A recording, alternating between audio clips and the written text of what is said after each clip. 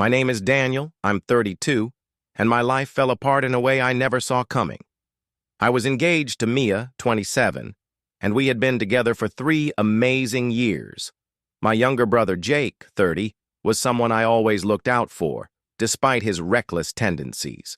Our mom, Sandra, 58, has always been the kind of person who loves stirring up drama, but I never thought she'd take it this far. It started small, little comments here and there. "Jake is so charming, don't you think, Mia?" Or, "Daniel's always working so hard. You must get lonely sometimes." I brushed it off, thinking Mom was just being her usual dramatic self. I work long hours in construction to build a future for us, while Jake is a personal trainer. Mom always had this weird obsession with his lifestyle, always talking about his looks and fitness as if he was some kind of superstar. The real warning signs started when Mia began acting distant. She was always on her phone, always distracted. I figured it was just the stress of wedding planning. But then came the day everything unraveled. I finished work early and decided to surprise Mom and Mia, who were supposed to be working on wedding arrangements. As I walked up to Mom's house, I heard their voices through the open kitchen window. And what I heard made my stomach drop. "Sweetheart, you deserve someone who's around," Mom was saying in that syrupy, manipulative tone. "Jake adores you. He's strong, attentive, not like Daniel, always away at work. You deserve passion, my dear. You deserve Jake." Mia's voice was hesitant. "I don't know. Daniel's been so distant lately. And Jake, he's been so kind, so present." That's when I walked in. Their faces froze. Mom actually had the audacity to smile. Mia looked like she'd seen a ghost. "So this is what wedding planning looks like?" I asked, keeping my voice calm, though my heart was pounding. Mom went straight into defense mode. "Someone had to tell the truth. You're never around. Daniel, Jake would make a better husband." Mia started to stammer, but I held up a hand. "Let me see your phone." She clutched it tighter. Mom started yelling about trust and control, but I didn't care. The damage was already done. Later, when we got home, Mia claimed she was confused, said Mom had gotten into her head. She promised to cut contact with Jake, but it didn't matter anymore. Trust was shattered. The next day, Jake started blowing up my phone. "We need to talk, bro." I left him on red. Mom kept calling, too, claiming I was ruining the family over nothing. Dad tried to play peacemaker, as always. Then my friend Mark told me something that sealed the deal. Jake had been showing up at the cafe near Mia's job for weeks. Always right around her lunch break. I'm done with their games. I'm done with the lies. Mia's staying at her sister's place now, and I'm staying far, far away from my so-called family. What happens next? I guess we'll see. How long? That's all I asked. Lynn started crying, not out of guilt, but because she got caught. Wesley, my brother, puffed up his chest like he always does. "Bro, we need to talk like adults." "How long?" I cut him off. 2 months, Lynn muttered. "It just happened. You're always working late. Wesley understands me better." I laughed, really laughed. The guy who's 29 lives in a rented studio and sells overpriced protein powder to college kids? That Wesley? That's when it all fell apart. Wesley tried to swing at me. Typical hothead.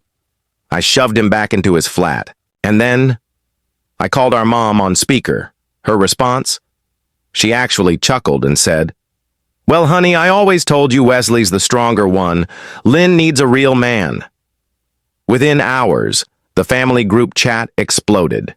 Wesley played the victim. Lynn posted vague Instagram stories about following your heart, and my mom spun her own version of events, blaming my workaholic tendencies. My dad stayed out of it, as usual, while my sister texted me, horrified by them all.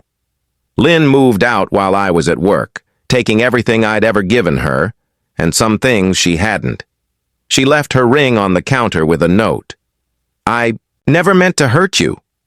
Classic. The final blow. Mom hosted a family dinner that night, and Lynn showed up holding hands with Wesley. Mom looked so proud you'd think it was a royal wedding. But here's the thing. I'm not sad. I'm not even angry anymore. I'm just done. Done with Wesley's fake alpha act, Lynn's victim routine, and Mom's manipulation. They think I'll just take it. They have no idea what's coming. Long story short, my fiancé cheated with my brother.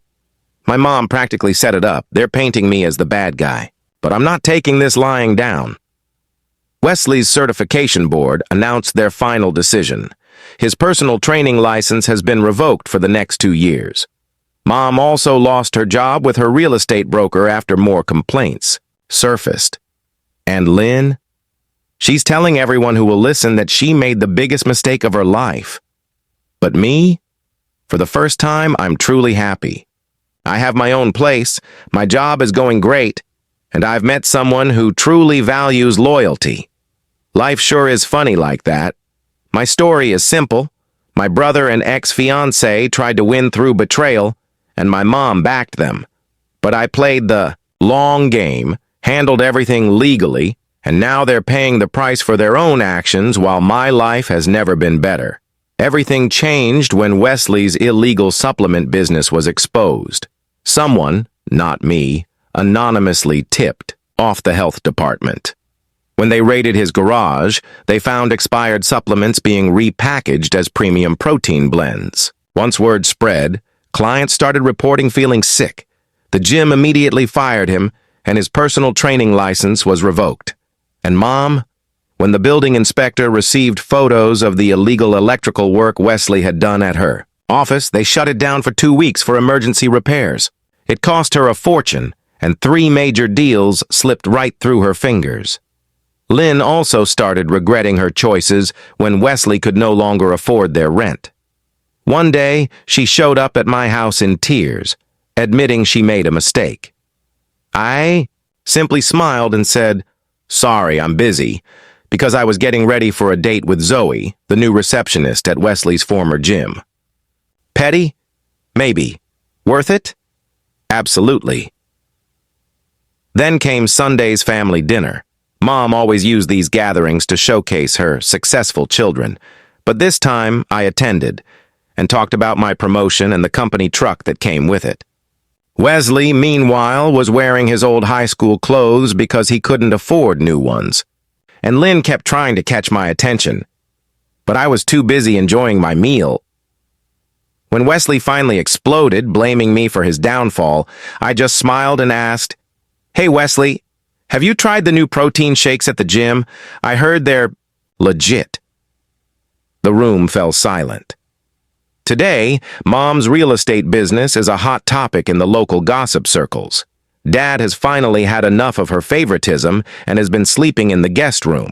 Wesley's golden child status is long gone, and Lynn is looking for teaching jobs in another district. As for me, life is good. Zoe is amazing. My job is thriving. And best of all, I never had to break any rules or throw a single punch. Karma did all the work, and I just sat back and watched it unfold. Even now, when Mom calls to accuse me of tearing the family apart, I simply sip my coffee and let it go to voicemail.